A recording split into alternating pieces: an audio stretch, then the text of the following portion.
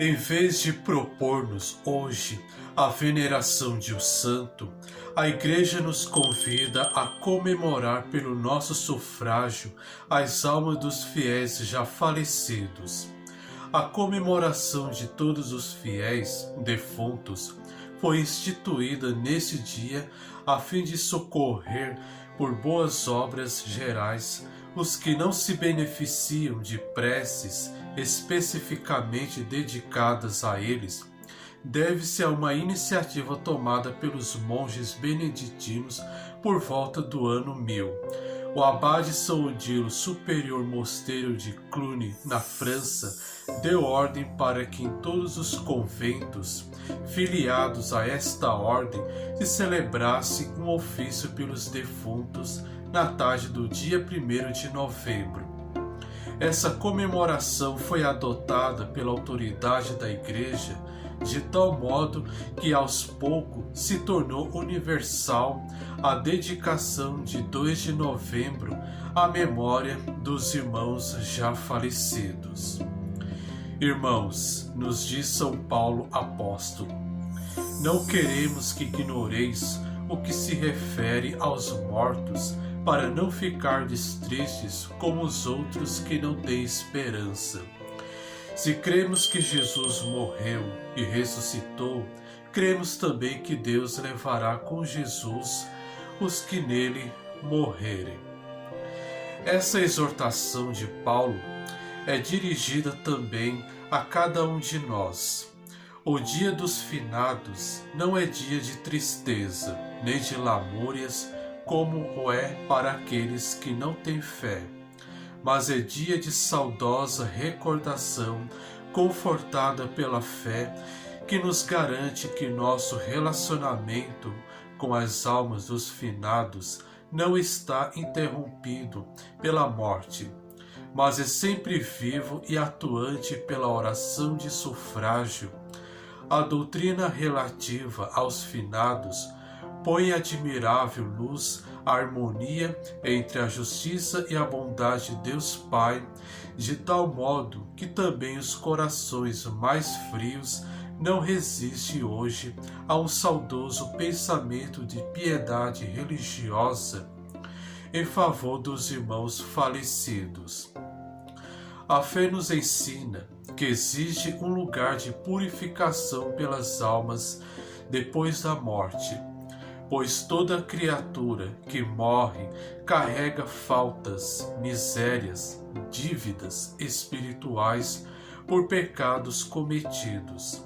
Mesmo morrendo reconciliada com Deus, essas faltas o impedem de entrar diretamente no reino de Deus, que é o reino da santidade perfeita, da luz e felicidade. Deus, em sua bondade, providenciou um lugar de purificação que a tradição da Igreja chamou de purgatório. Quanto a isso, o Catecismo da Igreja Católica afirma: o pecado grave priva-nos da comunhão com Deus e, portanto, torna-nos incapazes da vida eterna, cuja privação se chama pena eterna. Todo pecado, mesmo venial, traz consigo um apego desordenado às criaturas, o qual precisa ser purificado, quer nesta vida, quer depois da morte, no estado que se chama purgatório. Esta purificação liberta do que se chama pena temporal, do pecado.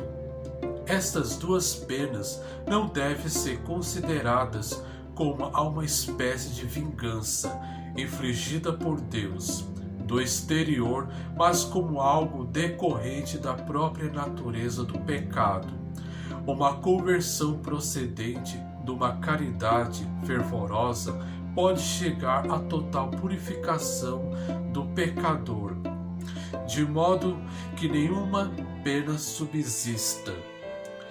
Pela solidariedade espiritual que existe entre os batizados por força de nossa inserção no corpo místico de Cristo, temos condições de oferecer preces, sacrifícios em sufrágios das almas do purgatório, que ficam assim beneficiadas em suas penas. Esta doutrina já era conhecida no Antigo Testamento. De fato, lemos no segundo livro dos Macabeus, que depois de uma batalha do povo judeu contra os inimigos, Judas Macabeu mandou recolher ofertas a serem enviadas ao templo de Jerusalém, solicitando orações e sacrifícios em sufrágio dos soldados tombados na guerra, pois ele concluiu: é o pensamento santo e salutar orar pelos mortos, para que sejam livres dos seus pecados.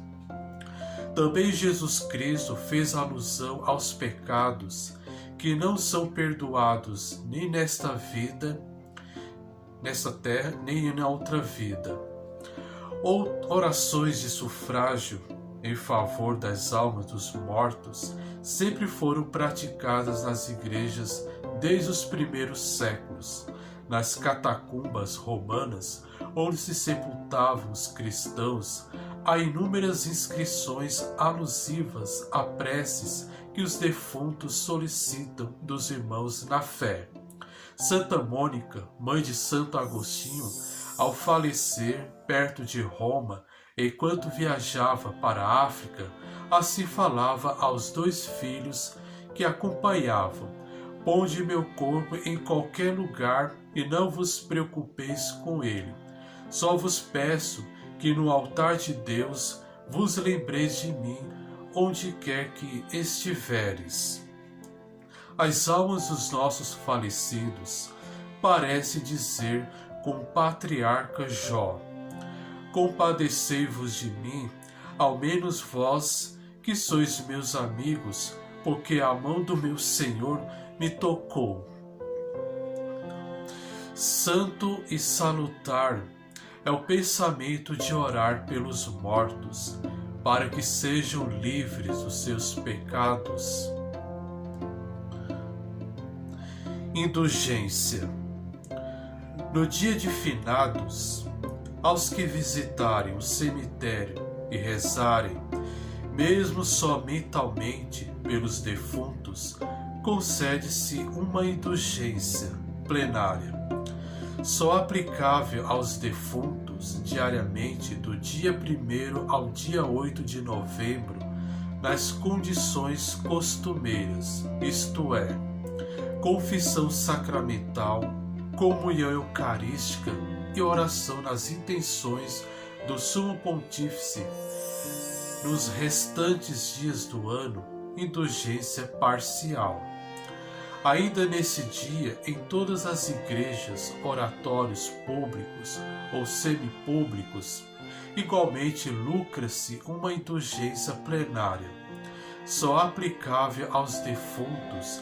A obra que se prescreve é a piedosa visitação à igreja, durante a qual se deve rezar o Pai Nosso e Creio, confissão sacramental, comunhão eucarística e oração na intenção do Sumo Pontífice, que pode ser um Pai Nosso e Ave Maria, ou qualquer outra oração conforme inspirar a piedade e devoção. Até o próximo vídeo. Tchau!